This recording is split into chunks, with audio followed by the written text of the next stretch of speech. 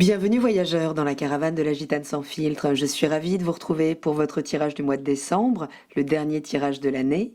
Alors comment bouclez-vous cette année 2024, qui a été une année d'épuration de nos anciens systèmes pour pouvoir faire place nette pour une grande année 2025. Nous allons voir dans ce tirage quelle énergie principale agit en vous, avec une arcane du tarot de Marseille, une arcane majeure. Nous irons voir ensuite votre état d'esprit, votre situation affective, votre vie matérielle et où en est votre motivation pour cette fin d'année. Je vous remercie pour votre présence sur cette chaîne qui a 1 an et demi maintenant. Je vous remercie infiniment pour votre fidélité, votre soutien. Et comme nous approchons les 10 000 abonnés, eh bien je vous annonce d'emblée qu'il y aura un grand concours pour fêter ça, où 10 d'entre vous pourront gagner une consultation en tarologie ou astrologie avec moi. Donc abonnez-vous et surtout activez la cloche pour en être averti. J'ai posté dans la barre de description toutes les infos si vous souhaitez prendre rendez-vous avec moi ou vous inscrire à la newsletter. Sachez que vous pouvez aussi me retrouver sur Instagram pour des tirages hebdomadaires. Voilà, je vous ai tout dit, c'est parti pour votre tirage. Alors, comment achevez-vous 2024, chers poissons? Avec l'arcane de l'amoureux, vous pourriez vous retrouver entre deux situations. Entre deux situations peut-être dans le domaine affectif, mais peut-être plus largement, et on va voir comment ça s'inscrit dans tout votre tirage, peut-être oscillez-vous, juste êtes-vous face à un choix qui peut-être surimplique votre mental, alors que l'amoureux vous dit le choix est déjà fait. Ok, on va voir comment ça se profile. Votre état d'esprit en début de mois, il est au rapport de force. Alors, avec qui, contre quoi luttez-vous?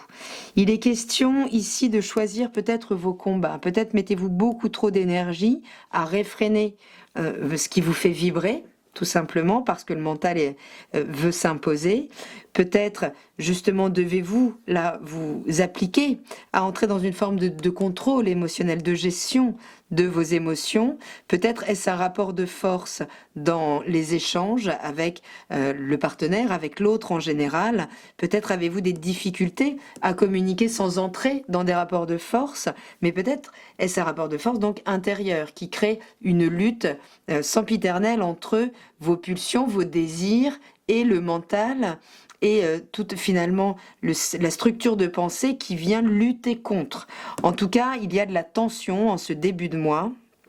Le mental n'est pas serein, il n'est pas posé. Voyons voir à la fin du mois. Ok, à la fin du mois, on vous parle aussi du contrôle des émotions. Puisque ce roi de coupe, il les maîtrise, ses émotions. Il ne les répand pas à tout va, puisque il se doit finalement non pas d'exercer un discernement, ça ce sera davantage la reine de coupe, mais pour gérer ce qu'il doit gérer, il ne doit pas se laisser déborder par son univers émotionnel. De la même manière que cet arcane de la force nous parle bien de ne pas se laisser envahir par ses pulsions, mais de ne pas les réfréner non plus. Il y a un point central, une forme de neutralité à trouver entre les deux. Ce roi de coupe, il gère ses émotions justement pour ne pas se détacher complètement de la réalité des choses. Ok, puisque c'est une figure de toute façon qui est là pour mettre des limites. Toujours le roi, c'est le principe de la maîtrise. Mais mettre des limites à ses émotions et aux émotions de l'autre, finalement à des situations qui occasionnent des débordements émotionnels. On va voir justement cette dimension émotionnelle et affective. Ok, alors début décembre, vous pourriez vous sentir enfermé dans une relation ou enfermé dans un système d'échange dans une relation, où finalement, on répète les mêmes choses et les choses tournent, j'allais dire en rond, mais non, elles tournent au carré en fait. Elle tourne au carré, on n'arrive pas à se faire entendre, il n'y a pas de fluidité avec le partenaire amoureux, ou alors il n'y a pas de fluidité dans votre manière de percevoir la relation, le rapport amoureux, en fonction de votre situation. Ce qui pourrait vous faire hésiter, dans le cadre de vous investir ou non, ou de vous désinvestir peut-être d'une relation. Mais ce 4 d'épée, il peut nous dire, les choses sont pas fun, mais elles sont comme ça. Est-ce que vous êtes résigné dans une situation émotionnelle, dans une relation, pour justement mettre un couvercle à ce qui pourrait être une zone de conflit? Vous voyez, c'est une manière de prendre sur soi, mais à quel prix Ça peut vous épuiser et ça peut vraiment nier complètement vos besoins. Ici. Peut-être on peut retrouver ce rapport de force C'est une forme d'auto-musellement intérieur qui fait que vous ne vous autorisez pas à communiquer ce que vous devez, peut-être dans le cadre d'une relation, et que finalement ça vous enferme complètement. Mais c'est peut-être l'autre qui vous enferme avec des idées trop étroites aussi. Et à la fin du mois, émotionnellement, eh ben, on est encore dans les pensées, dans les échanges. Donc si les discussions tournent en rond ou au carré, en fin de mois, vous pouvez réinitialiser les choses. Mais à partir du moment où vous aurez pu contenir vos émotions, pour arriver avec un verbe nouveau, peut-être proposer des idées, ou peut-être tout simplement voir les choses autrement, hein. Puisque cette as d'épée, c'est une étincelle spontanée en lien avec le mental, donc ça peut nous parler de communication, d'échanges très spontanés aussi, ou d'une nouvelle idée, ou d'un nouveau système de pensée, globalement. Ici, dans le domaine de l'affectif et de l'émotionnel, où il pourrait y avoir beaucoup d'échanges, hein, quand même. Au niveau matériel et professionnel, eh ben vous êtes le cœur à l'ouvrage. Peut-être que vous êtes dans des collaborations professionnelles, les choses en tout cas avancent, hein. Avec un 3, on est dans l'ouverture, on est dans la créativité. Est-ce que vous êtes en train de chercher les partenaires fiables? Est-ce que vous êtes au début là d'une entreprise ou d'un projet qui va prendre une grande ampleur et pour lesquels vous devez vous entourer des bonnes personnes, c'est-à-dire être à même d'allier vos compétences à d'autres compétences.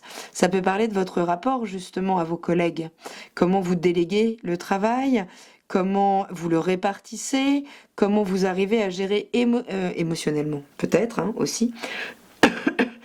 Comment vous gérez votre ouverture aussi, peut-être, à la pensée de l'autre, à la vision de l'autre, pour mieux collaborer,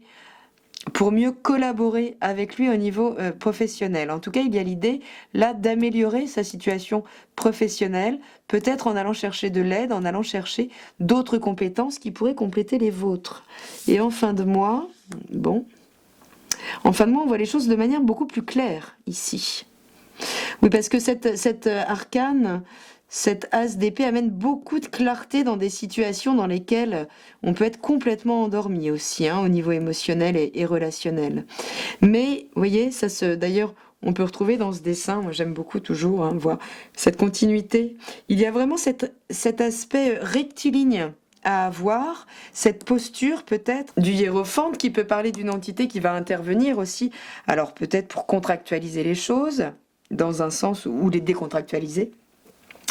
Mais ce hiérophante vous demande en tout cas d'être particulièrement aligné entre ce que vous souhaitez et ce que vous appliquez dans l'action, entre ce que vous pensez, ce que vous dites et ce que vous faites. En gros, il y a l'idée d'aller vraiment dans le détail, de planifier, de créer une forme de roadmap la plus précise possible, peut-être pour ce que vous souhaitez déployer en 2025 au niveau matériel et professionnel.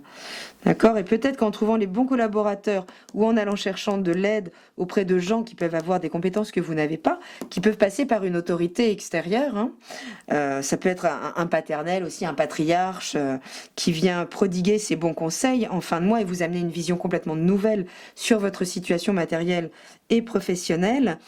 Mais ça peut vraiment être vous qui, une fois que vous avez trouvé les bons collaborateurs, que vous les avez laissés finalement rentrer dans vos systèmes, peut-être un peu figés, si vous avez ouvert les choses, eh bien, vous permet d'avoir une vision beaucoup plus large des choses. Peut-être serez-vous là au détail où vous pourrez aussi piéger les défauts, hein, puisque le pape, c'est celui qui débusque le diable. Et on sait que le diable se cache dans les détails. Okay, donc en tout cas, la possibilité en fin de mois de créer vraiment les perspectives là, de 2025 au niveau de votre vie matérielle et professionnelle. Au niveau de vos désirs, vos ambitions, waouh, super. Alors début de mois, vous pourriez être très tendu dans le cadre d'une compétition. Alors peut-être avec un partenaire amoureux, hein, on le voit ici. Peut-être mais je le sens moins au niveau professionnel quand même. Il peut y avoir, oui, des rapports de force. En tout cas, ici, on nous parle d'une victoire, en lien avec vos désirs. Donc, si c'est un partenaire amoureux, alors pas forcément un partenaire installé depuis très longtemps, hein. En tout cas, quelle que soit la lutte dans laquelle vous êtes en début de mois, on vous annonce une victoire. C'est vous, hein, qui avait les lauriers de l'histoire, qui récoltait les lauriers de l'histoire. Et on vous dit également que quel que soit le projet qui porte vos émotions, votre dynamisme, votre enthousiasme, eh bien vous pourrez effectivement emmener des gens avec vous, emmener une équipe. Vous serez assez motivant pour inspirer les autres à vous suivre et vraiment vous amener là vers quelque chose. Donc quel que soit le rapport de force en début de mois, on annonce la victoire, c'est plutôt chouette. Et en fin de mois, bon, on parle d'un accomplissement matériel, les amis. Un accomplissement matériel. Alors on peut parler d'un aboutissement. Alors on peut parler d'héritage, on peut parler d'un projet qui arrive à terme et dont vous pouvez palper les fruits concrètement. On vous transmet des valeurs. On peut parler ici d'aller améliorer ses compétences pour être encore plus pointu justement dans le domaine que vous aurez choisi de déployer. Ok, s'il y a une victoire, eh bien on peut effectivement avoir été au bout d'un cycle. Mais on peut la recevoir, des finances, trouver des financements si vous cherchez des collaborateurs ou autres, en lien peut-être avec peut-être un homme de signe d'eau, donc Cancer, Scorpion ou Poisson, qui pourrait vous transmettre des biens ou des compétences. On peut parler d'apprentissage aussi ici. Mais il peut y avoir une belle surprise financière, les amis, surtout dans cette combinaison. Ça peut être un héritage, alors dans ces cas-là un peu moins joyeux, ça peut être un héritage suite à un décès d'une figure peut-être paternelle, donc d'un signe d'eau également. Mais en tout cas, il y a des choses à recevoir ou à transmettre en termes de valeur ou de capital. Ok, en fin de mois. Quel est l'arcane qui vient résumer un petit peu tout ça, voir ce que vous laissez concrètement derrière vous en 2024 et eh bien vous recevez un cadeau, vous voyez. Elle est magnifique cette carte, elle vous dit je t'aime d'amour, si c'est pas beau, c'est vraiment là quelque chose avec l'amoureux, on est quand même dans un émotionnel qui certes va demander à être contenu, on peut parler de Saturne qui rétrograde dans votre signe, tout 2024 pour faire un travail de fond justement sur votre capacité à mettre des limites à vos propres émotions pour qu'elles ne prennent pas le lead tout le temps, qu'elles ne décident pas à votre place, qu'elles ne n'agissent ou ne réagissent pas à votre place. Mais on peut également parler du contrôle des émotions de l'autre, de savoir lui mettre des limites à l'autre. Ça peut aussi s'appliquer comme ça, parce que vous êtes dans un rapport de force, vous arriverez effectivement à incarner ce roi de couple là qui dit à l'autre maintenant t'es bien gentil, t'es bien sympa, mais là t'es en train de me renvoyer des choses qui ne m'appartiennent pas, d'accord, parce que vous êtes quand même extrêmement poreux au niveau émotionnel, au niveau de votre environnement énergétique. Donc ça peut être cette capacité à mettre des limites, ce qui peut être un vrai cadeau pour vous, puisqu'une fois que vous aurez mis des limites, vous pourrez récupérer ce qui juste là vous échappait en termes d'énergie, ce dont on pouvait abuser, extorquer aussi peut-être de vous.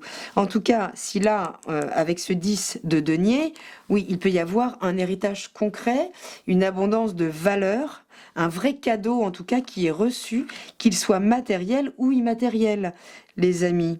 En tout cas, il y a de belles choses, vraiment au niveau concret, peut-être plus de contrôle à avoir au niveau émotionnel, relancer, redynamiser votre système de penser les émotions, de les vivre, peut-être vous permettre de revoir les choses autrement, de les réaborder autrement à la fin du mois en termes de communication, peut-être avec le partenaire amoureux, si en début de mois vous avez une hésitation à vivre et un choix à faire en fin de mois. Vous sortez victorieux de ces rapports de force, gardez ça en tête et accueillez ces beaux cadeaux, cette belle surprise de la vie, peut-être au pied du sapin, pour les fêtes, que je vous souhaite très bonnes évidemment. Je vous embrasse, prenez bien soin de vous. Je vous dis à très bientôt dans la caravane de la Gitane sans filtre. Salut!